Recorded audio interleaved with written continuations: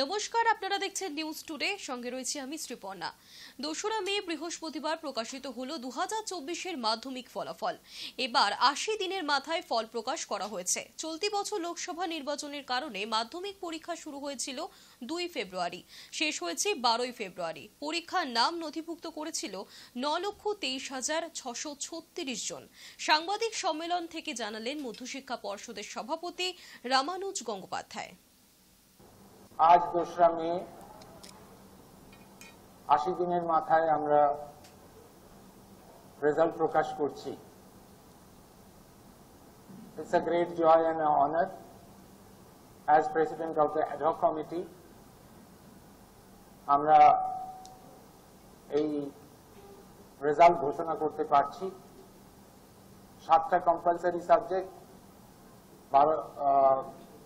First language, second language সব মিলিয়ে এবং 47টা অপশনাল ইলেক্টিভ সাবজেক্ট নিয়ে আমরা পরীক্ষা দিয়েছি 2017 সিলেবাসে রেগুলার কন্টিনিউইং কম্পার্টমেন্টাল ক্যান্ডিডেটসদের জন্য।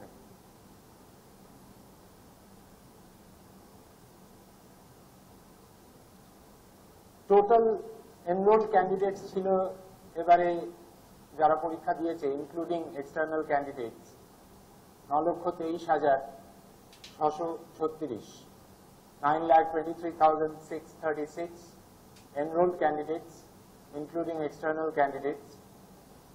Total candidates who appeared 9,12,598. Male candidates 4,03,900.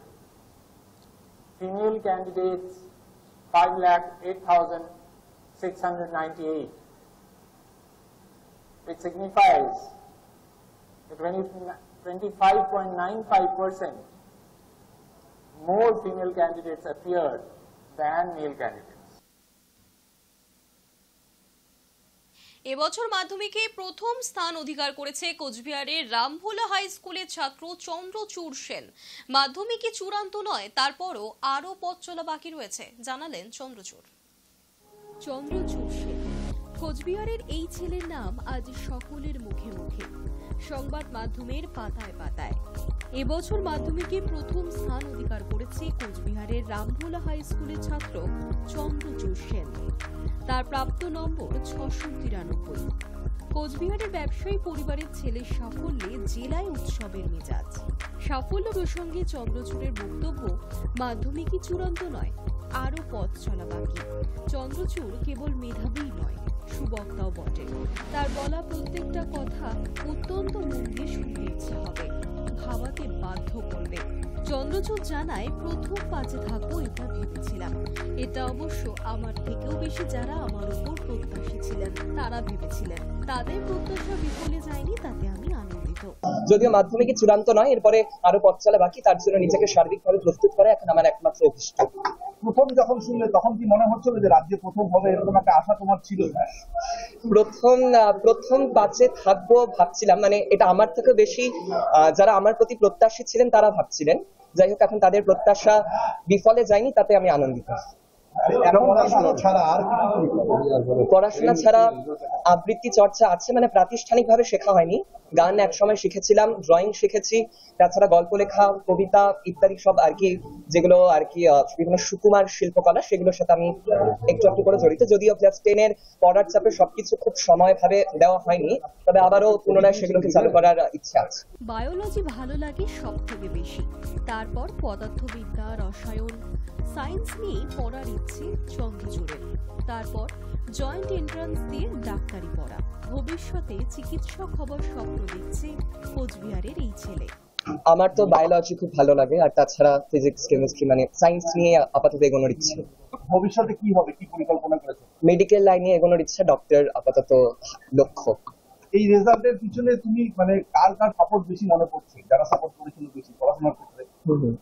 Actually result বা যেটাকে আমরা বলছি একটা মূল্যায়নের পরে প্রাপ্ত নম্বর, সেটা একাকি একটা ছাত্রের উদ্যোগী শুধু তা নয়, এর পাশাপাশি বাবা মা আত্মীয় পরিজন, আমার গৃহশিক্ষক, আমার স্কুল শিক্ষক, প্রত্যেকের প্রত্যাশা, তাদের আমার পেছনে নিরলস অধ্যবসায়, প্রচেষ্টা, সবকিছুর একটা মূলীভূত ফলাফল হিসেবে ধরবে এই সফলতা।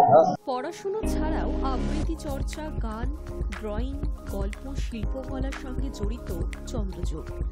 আগামী প্রজন্মের জন্য চন্দ্রচূড়ের পরামর্শ, কনসেপ্ট গ্রো করতে হবে, কেবল মুখস্থ করলেই চলবে না।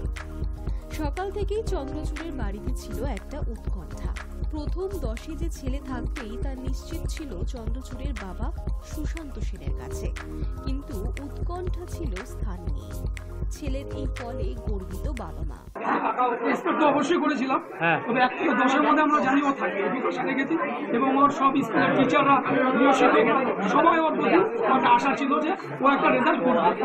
সেটা তো ভাবতে পারি না যে প্রথম হবে বা সেকেন্ড হবে, থার্ড হবে, কিন্তু আমরা জানি যে 1 থেকে 10-এর মধ্যে থাকবে। High news network. 691 নম্বর পেয়ে মাধ্যমিকে তৃতীয় স্থান অধিকারী বালুরঘাটের উচ্চ বিদ্যালয়ের ছাত্র উদয়ন প্রসাদ। পড়াশোনার পাশাপাশি গল্পের বই পড়তে ভালোবাসে উদয়ন। ভবিষ্যতে ডাক্তার হতে চায় সে।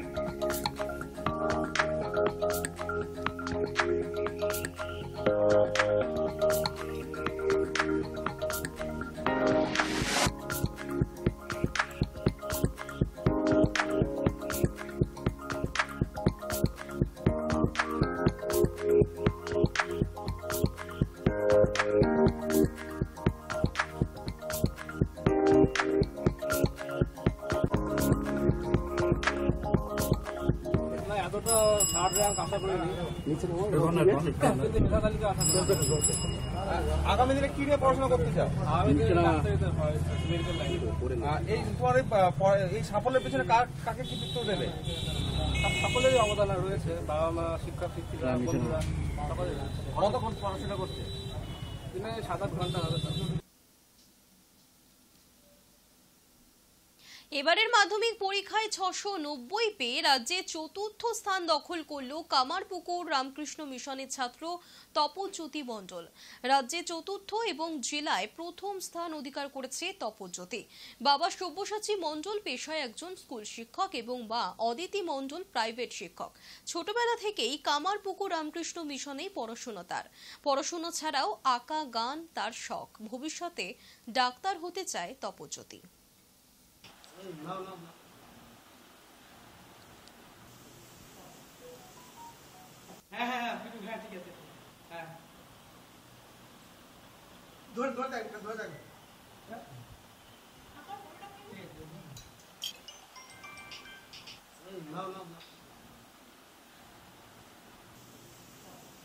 আমি 690 পেয়েছি আউট অফ 700। ক্লাস 10 পর্যন্ত কামারপুকুর রামকৃষ্ণ মিশন বহুমুখী বিদ্যালয়ের ছাত্র ছিলাম এবং বর্তমানে আমি কলকাতায় থাকি। আমার ফিজিক্সটা ইন্টারেস্ট ছিল, তবে পড়তে বায়োলজিটা ভালো লাগে। তুই বড় হয়ে কি হতে চাও? বড় হয়ে ডাক্তার হতেছি এরকমই আশা করেছিলাম, মানে র্যাঙ্ক কিছু একটা হবে, তবে পড়তে পারলে যথেষ্ট ভালো লাগছে, এক্সপেকটেশন ছিল। মাধ্যমিক পরীক্ষায় 686 নম্বর পেয়ে অষ্টম স্থান অধিকার করলেন নদিয়ার কৃষ্ণনগর কলেজিয়েট স্কুলের ছাত্র ঋদ্ধি মল্লিক। সেই সঙ্গে পরিবার এবং শিক্ষকদের প্রতি তার কৃতজ্ঞতা প্রকাশ করেছে ঋদ্ধি। দিনে 5 থেকে 6 ঘন্টা পড়াশোনা করত এবং তার পাশাপাশি গেম খেলা এবং ছবি আঁকাও ছিল তার শখ। আগামী দিনে মেডিকেল নিয়ে পড়াশোনা করতে চায় ঋদ্ধি।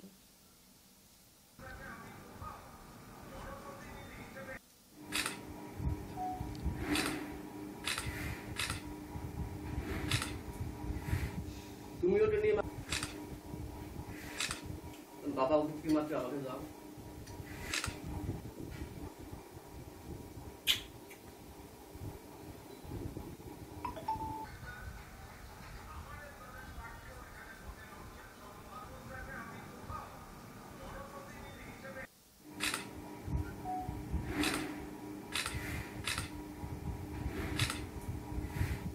তুমি ওটা নিয়ে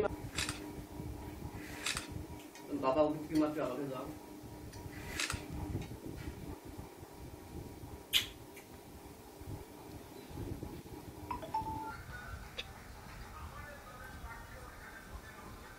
আমি ঋদ্ধি মল্লিক, আমি কৃষ্ণনগর কলেজের স্কুলে পড়ি। আমি এবছর মাধ্যমিক দিলাম, মাধ্যমিকে আমি 8th হয়েছি আর পেয়েছি 686। মা বাবার অবদানটা সত্যি মানে অস্বীকার করা যায় না, কারণ আমি পড়াশোনা করতে চাই না আর আমাকে সারাদিন আমার পেছনে লেগে থাকে, তো সেই হিসেবে সেটা খুব কঠিন কাজ। স্কুলের প্রধান শিক্ষক আমাকে ফোন করেছিলেন, তিনি আমাকে শুভেচ্ছা জানালেন, এবং আরো অনেক টিচার আমাকে ফোন করেছিলেন, তারাও আমাকে জানালেন শুভেচ্ছা। খুব ভালো লাগলো। মাধ্যমিক পরীক্ষার রেজাল্ট আউট হয়েছে আজ। 2024-এর মাধ্যমিক পরীক্ষার রেজাল্ট বেরিয়েছে বৃহস্পতিবার। প্রত্যেক বছরের মতো এবছরও নরেন্দ্রপুর রামকৃষ্ণ মিশনের ছাত্ররা সাফল্য অর্জন করেছে। মোট 6 জন মাধ্যমিক পরীক্ষার্থী স্ট্যান্ড করেছে। মাধ্যমিকের মেধা তালিকায় আবারও জয় জয়কার নরেন্দ্রপুর রামকৃষ্ণ মিশনের। প্রথম 10-এ এবার জায়গা করে নিয়েছে এই স্কুলের 6 জন পরীক্ষার্থী।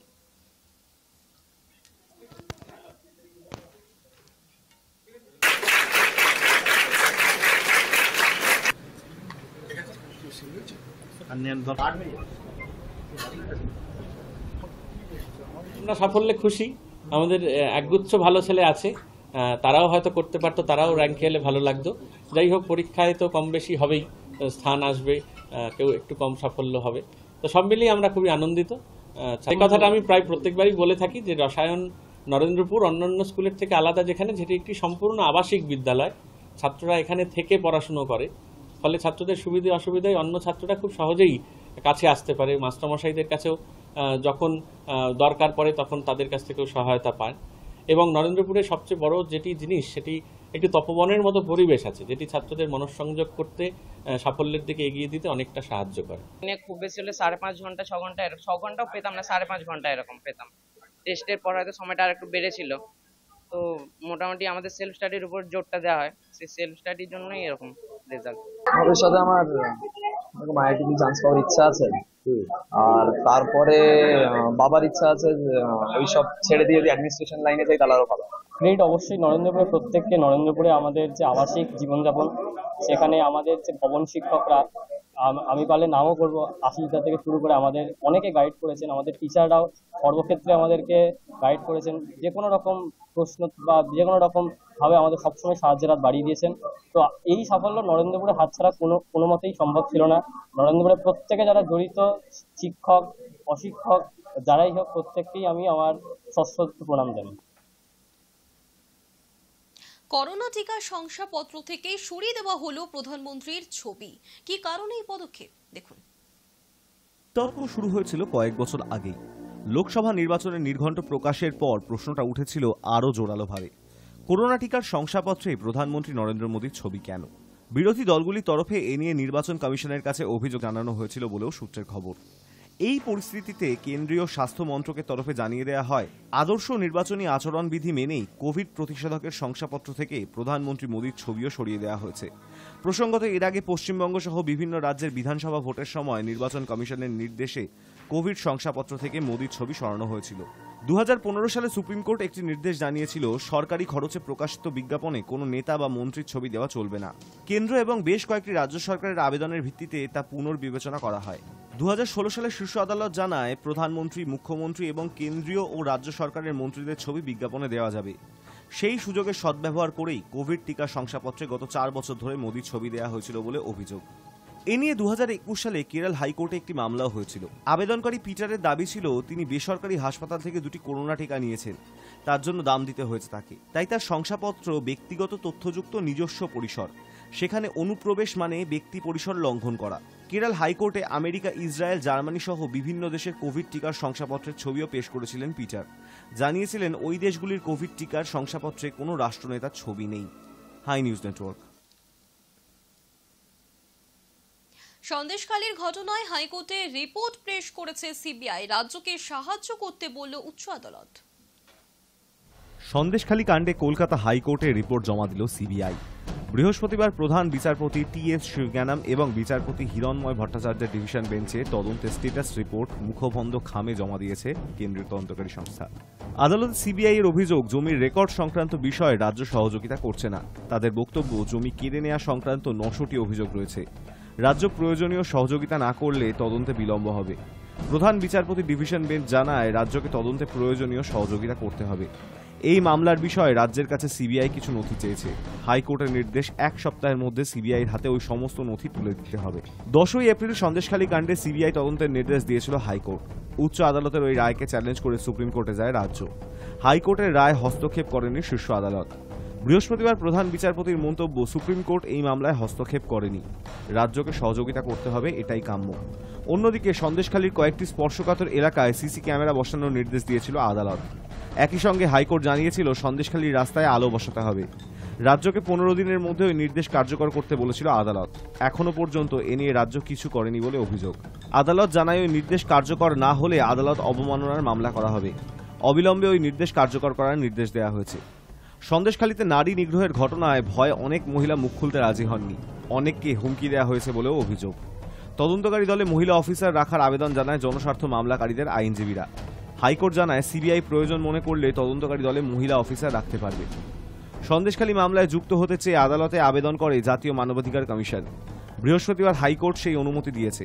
প্রধান বিচারপতি ডিভিশন বেঞ্চ জানায় জাতীয় মানবাধিকার কমিশন মামলায় যুক্ত হয়ে হলফনামা দিতে পারবে। আগামী 13ই জুন এই মামলার পরবর্তী শুনানি। Hi news network. পানীয় জলের হাহাকার ভুগছেন বারুইপুর এবং কুলতলির কীর্তন খোলার বাসিন্দারা। এলাকায় পানীয় জলের সমস্যা, তাই জল নিতে হচ্ছে রাস্তার ছোট গর্ত থেকে। এমনই এক দৃশ্য সামনে আসলো দক্ষিণ 24 পরগনা জেলার বারুইপুর পূর্ব বিধানসভা কেন্দ্রের অন্তর্গত রামনগর 1 নম্বর গ্রাম পঞ্চায়েতের খাপাড়া এলাকায়। খাপাড়া, নস্করপাড়া, সরদারপাড়া এবং তাঁতিপাড়ার গ্রামবাসীরা খাবার জল নিতে আসে এই খাপাড়া থেকে। গ্রামে একটাই মাত্র টাইম কল, তাও খারাপ হয়ে গিয়েছে 1 থেকে 1.5 বছর আগে। আর সেই টাইম কলেরই জলের পাইপ লিক হওয়ার দরুন ছোট একটি গর্ত করে সেখান থেকেই রান্নার জল, খাবার জল নিয়ে যেতে হচ্ছে গ্রামবাসীদের।